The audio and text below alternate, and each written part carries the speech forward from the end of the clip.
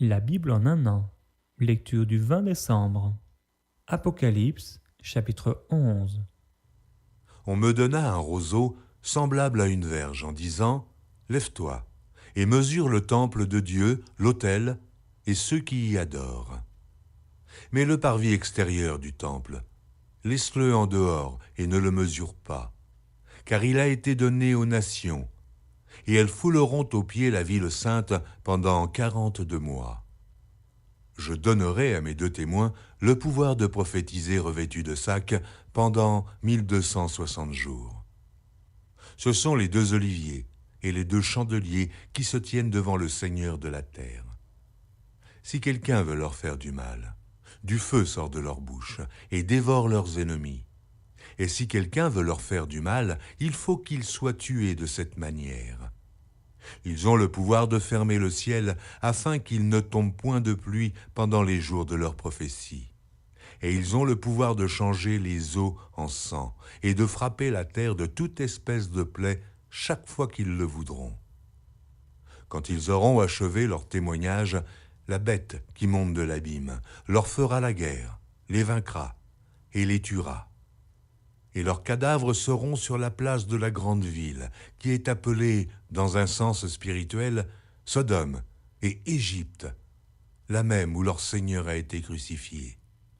Des hommes d'entre les peuples, les tribus, les langues et les nations verront leurs cadavres pendant 3 jours et demi, et ils ne permettront pas que leurs cadavres soient mis dans un sépulcre. Et à cause d'eux, les habitants de la terre se réjouiront et seront dans l'allégresse, et ils s'enverront des présents les uns aux autres, parce que ces 2 prophètes ont tourmenté les habitants de la terre. Après les 3 jours et demi, un esprit de vie venant de Dieu entra en eux, et ils se tinrent sur leurs pieds, et une grande crainte s'empara de ceux qui les voyaient. Et ils entendirent du ciel une voix qui leur disait « Montez ici !» Et ils montèrent au ciel dans la nuée, et leurs ennemis les virent. À cette heure-là, il y eut un grand tremblement de terre, et la 10e partie de la ville tomba. 7000 hommes furent tués dans ce tremblement de terre, et les autres furent effrayés et donnèrent gloire au Dieu du ciel. Le second malheur est passé. Voici, le 3e malheur vient bientôt. Le 7e ange sonna de la trompette. Et il y eut dans le ciel de fortes voix qui disaient « Le royaume du monde est remis à notre Seigneur et à son Christ, et il régnera au siècle des siècles. » Et les 24 vieillards qui étaient assis devant Dieu sur leur trône se prosternèrent sur leurs faces, et ils adorèrent Dieu en disant « Nous te rendons grâce, Seigneur Dieu Tout-Puissant, qui est et qui était, de ce que tu as saisi ta grande puissance, et pris possession de ton règne. Les nations se sont irritées, et ta colère est venue, et le temps est venu de juger les morts, de récompenser tes serviteurs les prophètes, les saints et ceux qui craignent ton nom, les petits et les grands, et de détruire ceux qui détruisent la terre. Et le temple de Dieu dans le ciel fut ouvert, et l'arche de son alliance apparut dans son temple. Il y eut des éclairs, des voix, des tonnerres, un tremblement de terre et une forte grêle. Agée, chapitre 1. La seconde année du roi Darius, le 1er jour du 6e mois, la parole de l'Éternel fut adressée par Agée, le prophète, à Zorobabel, fils de Shealtiel, gouverneur de Juda, et à Josué, fils de Jotsadak, le souverain sacrificateur, en ces mots. Ainsi parle l'Éternel des armées. Ce peuple dit, « Le temps n'est pas venu, le temps de rebâtir la maison de l'Éternel. » C'est pourquoi la parole de l'Éternel leur fut adressée par Agée, le prophète, en ces mots. « Est-ce le temps pour vous d'habiter vos demeures lambrissées quand cette maison est détruite ? Ainsi parle maintenant l'Éternel des armées. Considérez attentivement vos voies. Vous semez beaucoup, et vous recueillez peu. Vous mangez, et vous n'êtes pas rassasiés. Vous buvez, et vous n'êtes pas désaltérés. Vous êtes vêtus, et vous n'avez pas chaud. Le salaire de celui qui est à gage tombe dans un sac percé. Ainsi parle l'Éternel des armées. Considérez attentivement vos voies. montez sur la montagne, apportez du bois et bâtissez la maison. J'en aurai de la joie et je serai glorifié, dit l'Éternel. Vous comptiez sur beaucoup, et voici, vous avez eu peu. Vous l'avez rentré chez vous, mais j'ai soufflé dessus. Pourquoi? Dit l'Éternel des armées. À cause de ma maison, qui est détruite, tandis que vous vous empressez chacun pour sa maison. C'est pourquoi les cieux vous ont refusé la rosée, et la terre a refusé ses produits. J'ai appelé la sécheresse sur le pays, sur les montagnes, sur le blé, sur le mou, sur l'huile, sur ce que la terre peut rapporter, sur les hommes et sur les bêtes, et sur tout le travail des mains.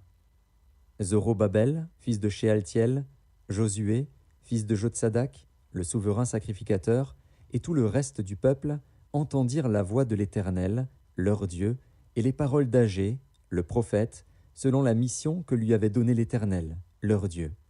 Et le peuple fut saisi de crainte devant l'Éternel. Agé, envoyé de l'Éternel, dit au peuple, d'après l'ordre de l'Éternel, « Je suis avec vous, dit l'Éternel. » L'Éternel réveilla l'esprit de Zorobabel, fils de Shealtiel, gouverneur de Juda, et l'esprit de Josué, fils de Jotsadak, le souverain sacrificateur, et l'esprit de tout le reste du peuple. Ils vinrent, et ils se mirent à l'œuvre dans la maison de l'Éternel des armées, leur Dieu, le 24e jour du 6e mois, la seconde année du roi Darius. Agé, chapitre 2. Le 21e jour du 7e mois, la parole de l'Éternel se révéla par Agé, le prophète, en ces mots. Parle à Zorobabel, fils de Shealtiel, gouverneur de Juda, à Josué, fils de Jotsadak, le souverain sacrificateur, et au reste du peuple, et dis-leur. Quel est parmi vous le survivant qui ait vu cette maison dans sa gloire première? Et comment la voyez-vous maintenant? Telle qu'elle est, ne paraît-elle pas comme rien à vos yeux? Maintenant fortifie-toi, Zorobabel, dit l'Éternel. Fortifie-toi, Josué, fils de Jotsadak, souverain sacrificateur. Fortifie-toi, peuple entier du pays, dit l'Éternel, et travaillez, car je suis avec vous, dit l'Éternel des armées. Je reste fidèle à l'alliance que j'ai faite avec vous quand vous sortîtes de l'Égypte, et mon esprit est au milieu de vous. Ne craignez pas, car ainsi parle l'Éternel des armées. Encore un peu de temps, et j'ébranlerai les cieux et la terre, la mer et le sec.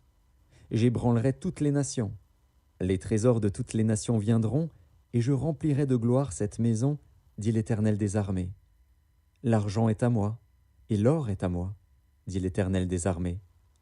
La gloire de cette dernière maison sera plus grande que celle de la première, dit l'Éternel des armées. Et c'est dans ce lieu que je donnerai la paix, dit l'Éternel des armées. Le 24e jour du 9e mois, la seconde année de Darius, la parole de l'Éternel se révéla par Agé, le prophète, en ces mots. Ainsi parle l'Éternel des armées. Propose au sacrificateur cette question sur la loi. Si quelqu'un porte dans le pan de son vêtement de la chair consacrée, et qu'il touche avec son vêtement du pain, des mets, du vin, de l'huile, ou un aliment quelconque, ces choses seront-elles sanctifiées? Les sacrificateurs répondirent, non. Et Agé dit, si quelqu'un souillé par le contact d'un cadavre touche toutes ces choses, seront-elles souillées? Les sacrificateurs répondirent, elles seront souillées. Alors Agé, reprenant la parole, dit, tel est ce peuple, telle est cette nation devant moi, dit l'Éternel. Telles sont toutes les œuvres de leurs mains, ce qu'ils m'offrent là est souillé. Considérez donc attentivement ce qui s'est passé jusqu'à ce jour, avant qu'on eût mis pierre sur pierre au temple de l'Éternel. Alors, quand on venait à un tas de 20 mesures, il n'y en avait que 10. Quand on venait à la cuve pour puiser 50 mesures, il n'y en avait que 20. Je vous ai frappé par la rouille et par la nielle, et par la grêle. J'ai frappé tout le travail de vos mains. Malgré cela, vous n'êtes pas revenus à moi, dit l'Éternel. Considérez attentivement ce qui s'est passé jusqu'à ce jour, jusqu'au 24e jour du 9e mois, depuis le jour où le temple de l'Éternel a été fondé, considérez-le attentivement. Y avait-il encore de la semence dans les greniers?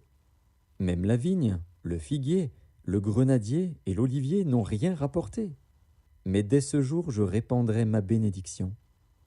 La parole de l'Éternel fut adressée pour la seconde fois à Agé, le 24e jour du mois, en ces mots. Parle à Zorobabel, gouverneur de Juda, et dis, j'ébranlerai les cieux et la terre.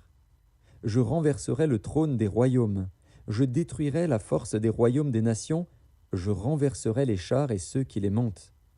Les chevaux et leurs cavaliers seront abattus, l'un par l'épée de l'autre. En ce jour-là, dit l'Éternel des armées, je te prendrai, Zorobabel, fils de Shealtiel, mon serviteur, dit l'Éternel, et je te garderai comme un sceau, car je t'ai choisi, dit l'Éternel des armées. Psaume chapitre 139.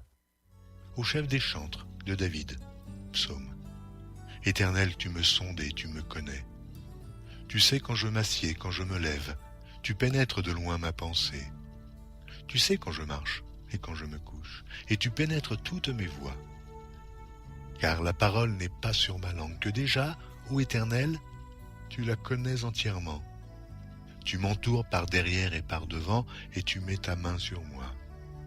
Une science aussi merveilleuse est au-dessus de ma portée, elle est trop élevée pour que je puisse la saisir. Où irai-je loin de ton esprit? Et où fuirai-je loin de ta face? Si je monte aux cieux, tu y es. Si je me couche au séjour des morts, t'y voilà. Si je prends les ailes de l'aurore et que j'aille habiter à l'extrémité de la mer, là aussi, ta main me conduira et ta droite me saisira. Si je dis, au moins les ténèbres me couvriront, la nuit devient lumière autour de moi. Même les ténèbres ne sont pas obscures pour toi. La nuit brille comme le jour et les ténèbres comme la lumière. C'est toi qui as formé mes reins, qui m'as tissé dans le sein de ma mère. Je te loue de ce que je suis une créature si merveilleuse. Tes œuvres sont admirables, et mon âme le reconnaît bien. Mon corps n'était point caché devant toi, lorsque j'ai été fait dans un lieu secret, tissé dans les profondeurs de la terre. Quand je n'étais qu'une masse informe, tes yeux me voyaient, et sur ton livre étaient tous inscrits les jours qui m'étaient destinés, avant qu'aucun d'eux n'existât. Que tes pensées, ô Dieu, me semblent impénétrables, que le nombre en est grand. Si je les compte, elles sont plus nombreuses que les grains de sable. Je m'éveille et je suis encore avec toi. Ô Dieu, puisses-tu faire mourir le méchant, homme de sang, éloignez-vous de moi. Ils parlent de toi d'une manière criminelle. Ils prennent ton nom pour mentir, eux, tes ennemis.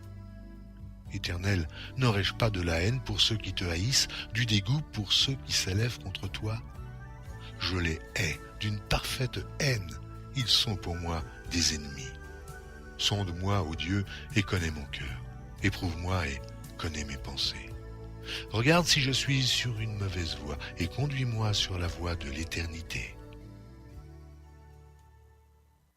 Proverbes chapitre 30, versets 15 et 16. La sangsue a 2 filles. Donne, donne. 3 choses sont insatiables, 4 ne disent jamais assez. Le séjour des morts, la femme stérile, la terre qui n'est pas rassasiée d'eau et le feu qui ne dit jamais assez.